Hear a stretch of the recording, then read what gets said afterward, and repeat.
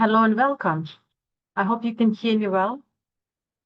My name is Olga Mrinska. I'm Senior Evaluator at the Independent Evaluation Department of European Bank for Reconstruction and Development. And it is my pleasure to invite you to another session of a platform which is called Evidence for Climate Action. And what it is a coalition of the evaluation officers across more than 20 organizations that are really keen to present the most recent fresh qualitative and quantitative evidence which could help us to strengthen our climate action. And I'm here today joined by Theo Sands, who is our evaluator at EBRD's Independent Evaluation Department.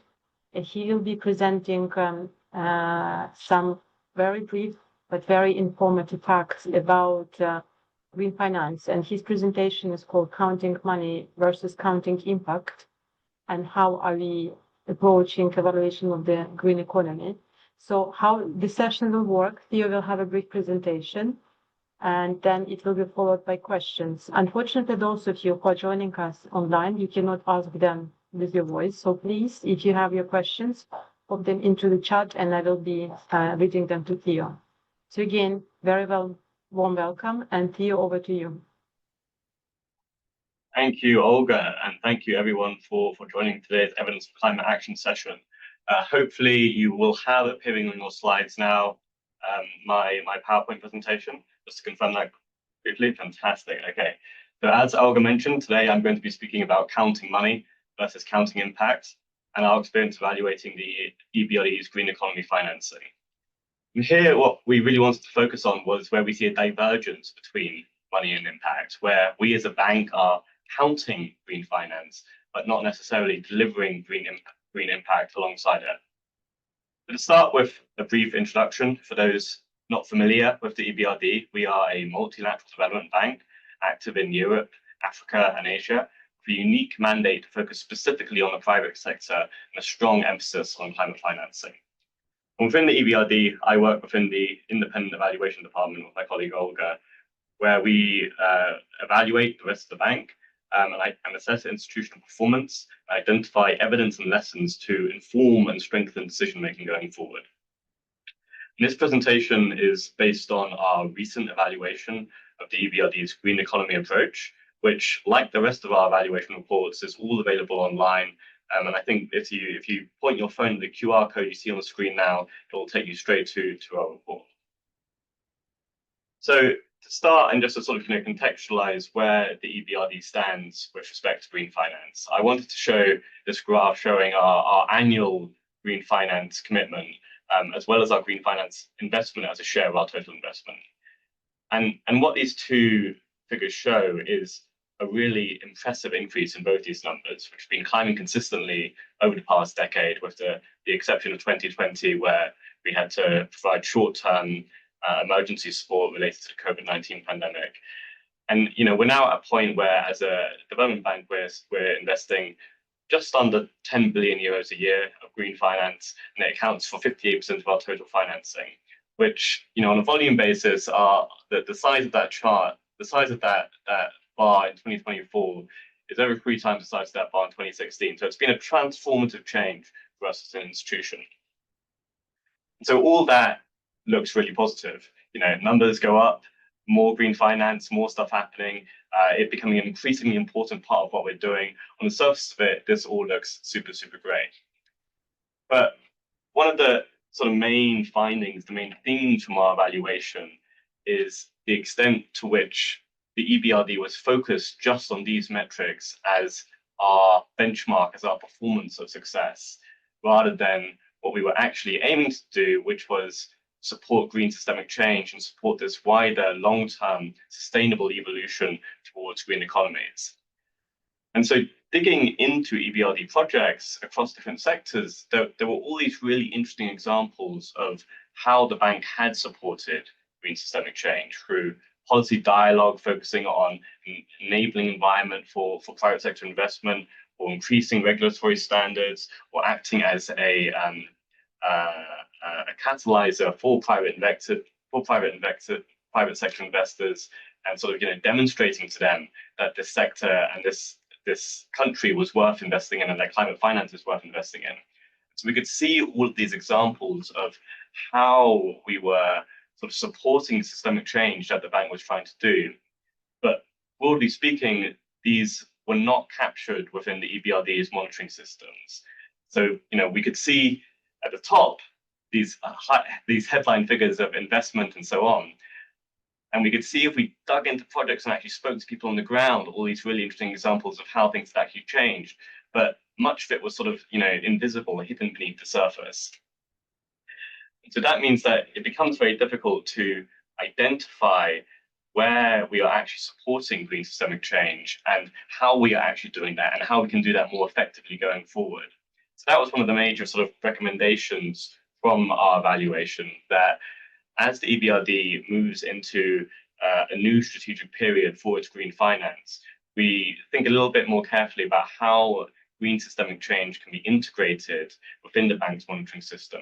So we can start to identify where it is happening and start to learn a little bit more about how we are supporting green systemic change effectively, rather than just delivering green finance itself.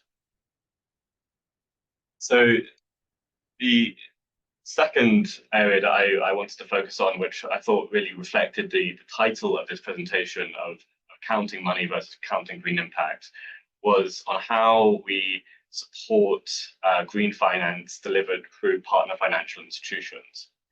And the primary mechanism that the EBRD uses here is we provide finance to a partner financial institution who lends on that money in the form of green loans to their sub-borrowers. And these green loans are loans that have to be used for climate or environmental purposes. Oh, I just realized I went too far on my slides there, apologies. And here, the issue that we sort of identified is that what we measure as an institution is whether our funds have been used for on lending for green lending. What we don't actually measure is whether our clients are increasing their green lending, whether the financial institutions that we work with are growing their green portfolios and increasing the green lending that they're providing to their sub-borrowers. And so we don't know whether we're in the scenario 1 or the scenario 2 currently shown on the slide. In scenario 1, we have basically just substituted green lending that our partner financial institution was already doing.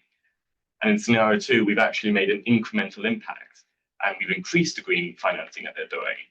And across both, what we measure is just the red instead of the size of the whole bar. And so this was, again, a recommendation that we were sort of, trying to encourage management to incorporate, is going forward to move beyond this approach, just measuring whether our own financing was actually used for green purposes, towards measuring total portfolio growth in our partner financial institutions with respect to their climate financing and whether that is actually increasing. And interestingly, this is a model that other MDBs are moving towards too. So it's something that Asian Development Bank have started to incorporate in their results frameworks for similar projects.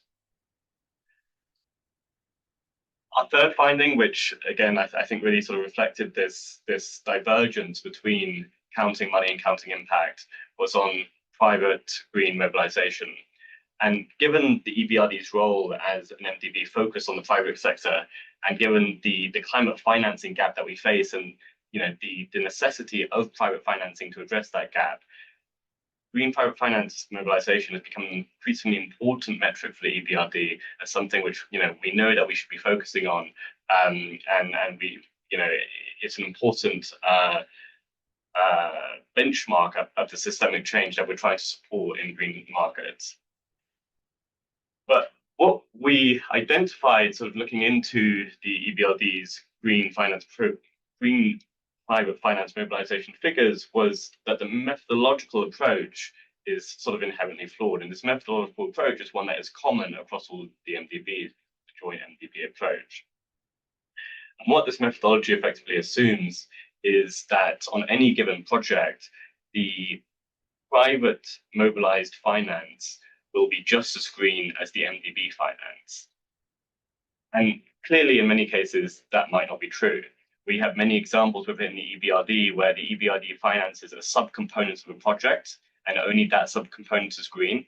And so from the purpose of looking at whether the EBRD's financing is green, it's counted as 100% green, but the rest of the finance is not.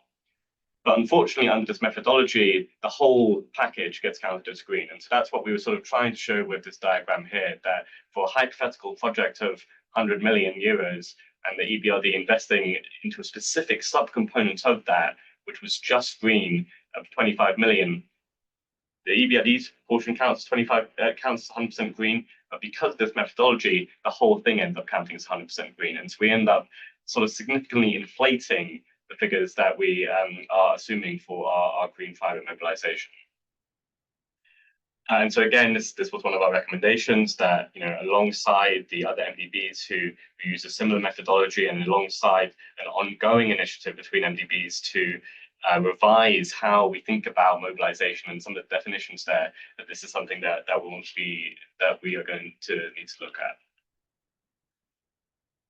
Final area I was going to focus on was on measuring climate finance adaptation.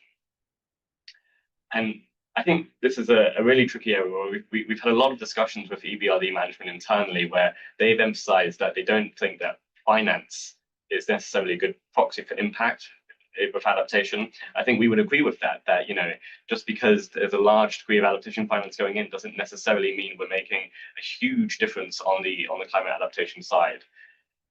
And I thought this graph was particularly interesting because it shows this sort of, increase and then decrease and then big increase in adaptation finance. And so looking at it, you might sort of come to some conclusions around the EBRD sort of adaptation finance story, that it was, initially a growing area and then sort of, declined in the last sort of 3 or 4 years before a big emphasis last year leading to this big increase.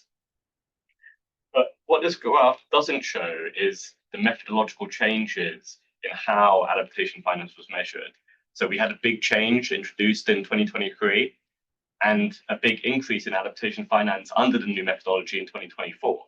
Now, does that mean that we had a big increase in what we were doing, or is that big increase a result of methodological changes?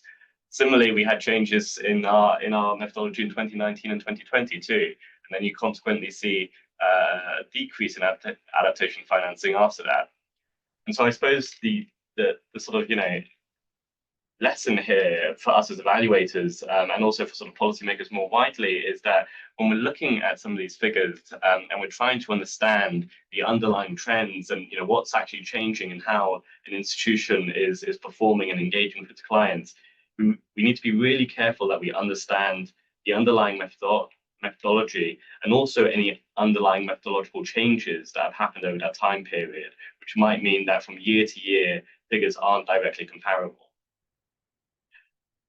And so to bring this back to the title of this presentation, I suppose it's like, if we're counting, what are we actually counting?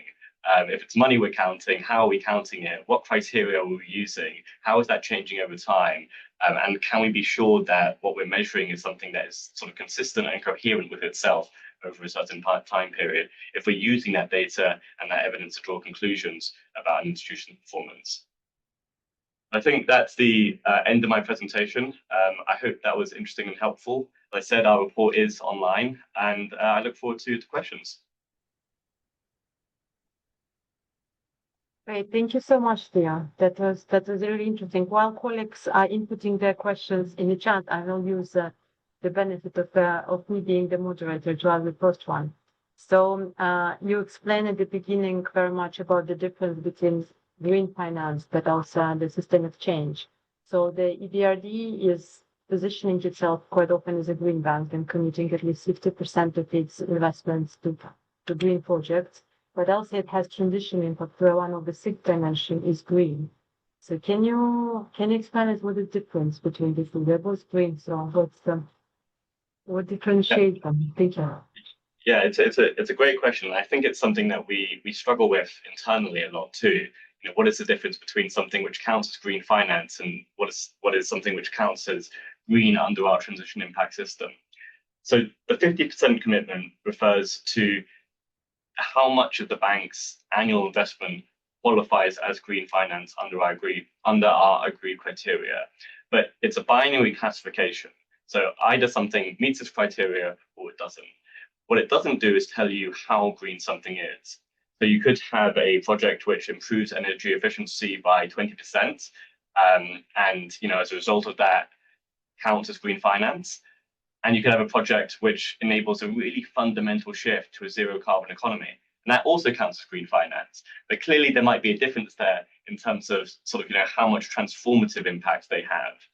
I think that's where the transition impact framework comes in, that, that gives us a mechanism to step away slightly from this sort of more binary approach about whether something is being used for green purposes and or isn't, and instead says, okay, are we actually contributing towards systemic improvements here, such as by piloting new business models or supporting new market standards or enabling policy change or crowding in private sector investors, and are we ultimately helping to build greener economies here, rather than that sort of initial question of does this just constitute green finance or not?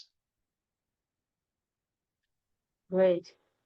That's good. And we have questions coming through the chat, and I will start. The colleague brings it back to your slide where you show two scenarios: substitution and addition.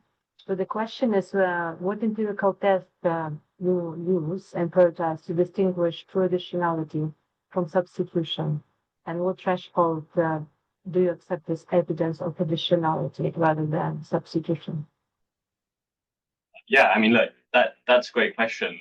I'd say we're not at the stage where we can even start to answer that question yet, because we don't even have the data on the portfolios, So for the moment, we haven't been able to, as evaluators or as an institution, be able to answer the question very effectively of,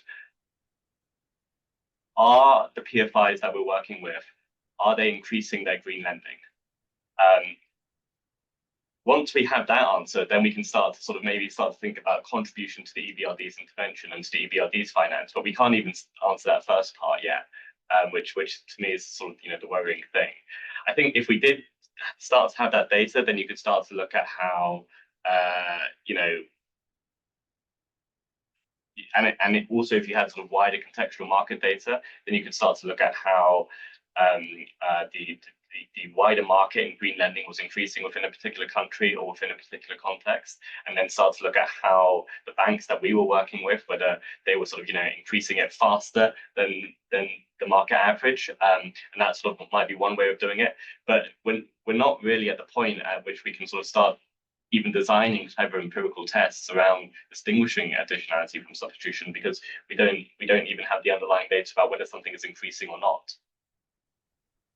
That's quite fascinating in a negative way, depressing about that.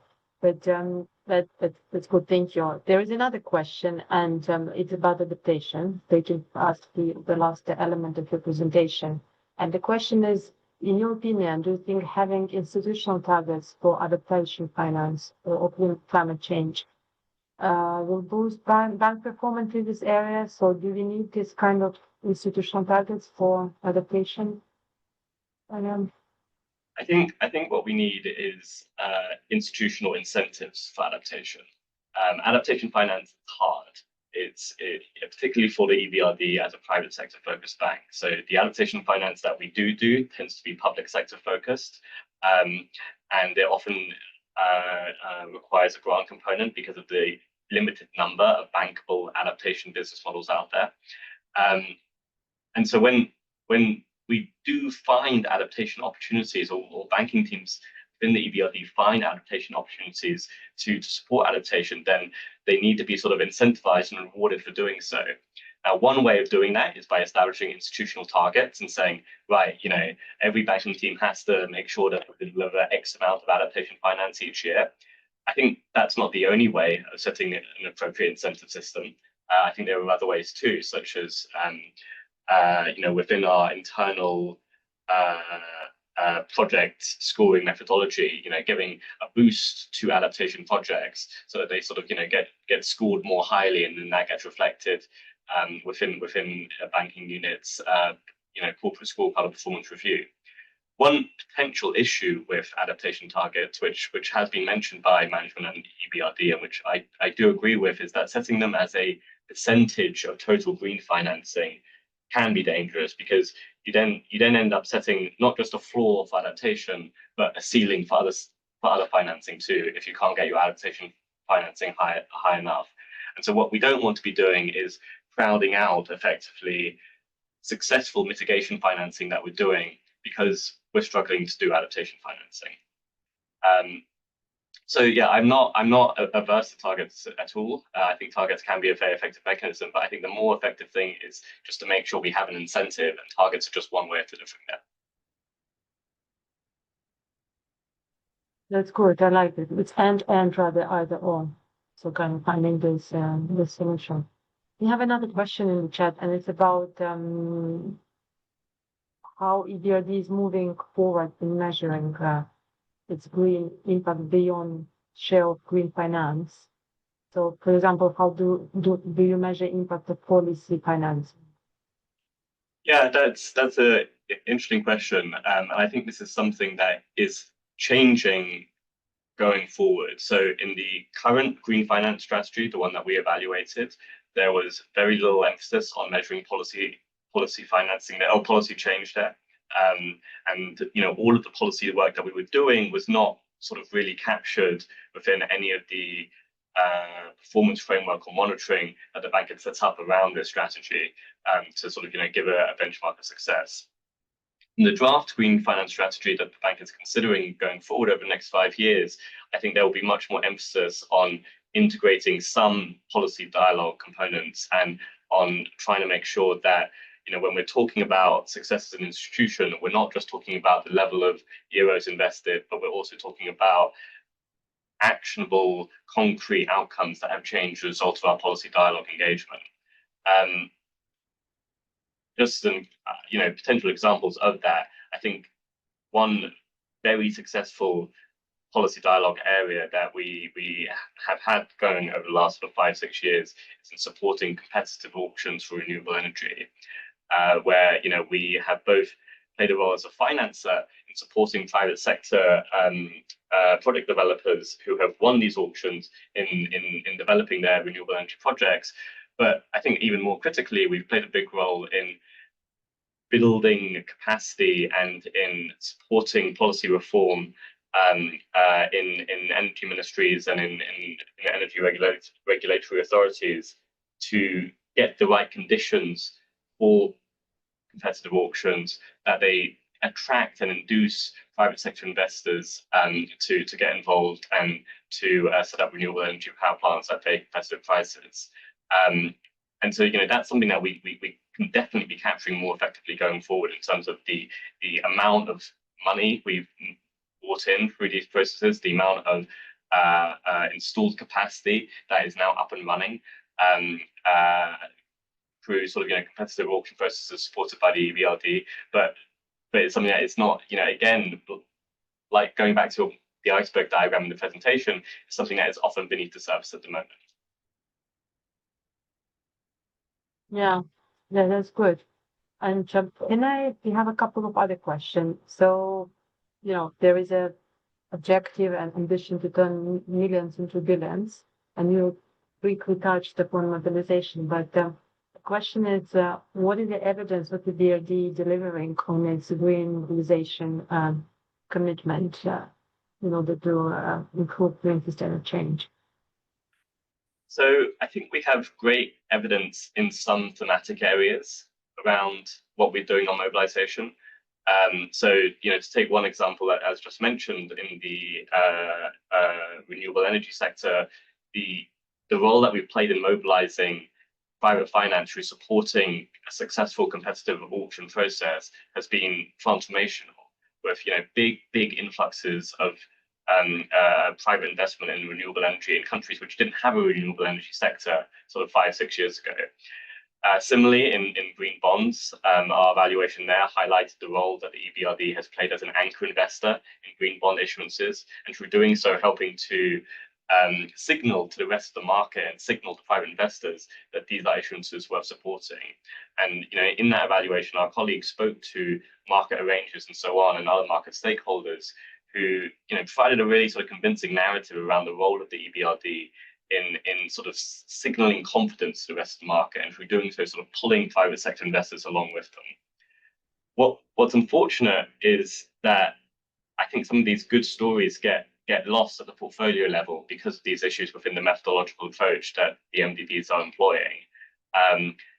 Such that, you know, when we look at the headline figures, we sort of have to take them with a pinch of salt, and we know that there are sort of issues there. And so as a result of that, the bank's communication and the bank's sort of ability to tell its story and to you know, credibly provide a narrative around how we are turning millions into billions is being sort of somewhat undermined by that methodological flaw. Yeah, you're right. And I think we have actually a very specific related question to that in terms of, do you have from your experience of multiple evaluations on green counting and green impact measurement, what could be the solution for EBRD or for across MDB coordination lead that is responsible for green finance? How can we track true green volumes without you know, oversizing and avoiding inflation of the impact claims that currently we are making? Well, so I think this is a relatively simple fix, and it's something that will just require more resources on the part of MDBs, because it will require more people looking into projects and doing more analysis of how financing is being determined and how financing is being used. We're not talking about financing where we don't know how it's being used here. We're talking about financing which we know how it's being used, but we don't have the system yet set up in place to determine whether it's green or not. We have the rules to see whether it's green or not, but just not the system. And so I don't think that this is a sort of, you know, relatively big change to make. And we're not, you know, necessarily sort of asking climate departments and environmental departments to make sort of, you know, wild assumptions or to invest a lot of resources into climate accounting, which, you know, may not be the best use of resources. I think the other thing to emphasize is that we only have this methodological issue in the small subset of projects where private mobilization is being directed towards different parts of a project than an MDB component. And at least for the EBRD, that's a relatively small pool of projects. It's about 25–30% of our portfolio where that applies. And so you're not, you know, for the overwhelming majority of the portfolio, this isn't an issue. It's only for that sort of, you know, small sample which you might actually have to do a little bit of extra analysis, a little bit of additional digging around to try and determine, you know, how private mobilization finance is being used and whether that could constitute green finance or not. It's an interesting point because I'm joining you here now from Vilnius, from Lithuania, which is one of the green cities in EBRD, but also this is the country where EBRD does a lot of equity investment. And what is it? That, you know, through negative screening, so your initial kind of prioritization where you would invest in a country is kind of includes only green areas. So actually, when you co-finance with private sector, there is not even an issue. So kind of you know, it's a radical approach, but it's working in some smaller and more advanced economies. And I wonder whether this is something, you know, this negative screening that can be replicated if you really want to have a pure and kind of undiluted finance. What do you think? Yeah, I mean, that could well be a way of making it work. And I think that the other thing that we are also looking at as an institution is, you know, if we work with PFIs and so on, are we going to start sort of screening the rest of their portfolios and making sure that not just our own finance with them is Paris aligned, but the rest of the financing that they do is also Paris aligned? And how far should we go with that? And that sort of, you know, negative screening or screening beyond the current project scope or the current project boundaries is, you know, a potentially powerful leverage tool.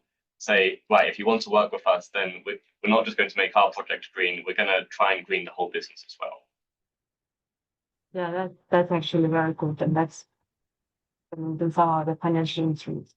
I think we actually close to our closure time, and I'd like to thank all the participants who attended. We hope you found this presentation useful. And also, yeah, please pay attention to the link in the chat, which can take you to the report which Theo was referring to on evaluation of the EBRD's green strategy. And there was also QR code earlier. So we hope you can find more evidence in this report, and also on EBRD.com evaluation page, you can find many other reports related to the green theme. So we thank you very much. We wish you other productive meetings and hopefully results that will bring us to the greener and more resilient planet. Thank you so much. Bye-bye. Thank you.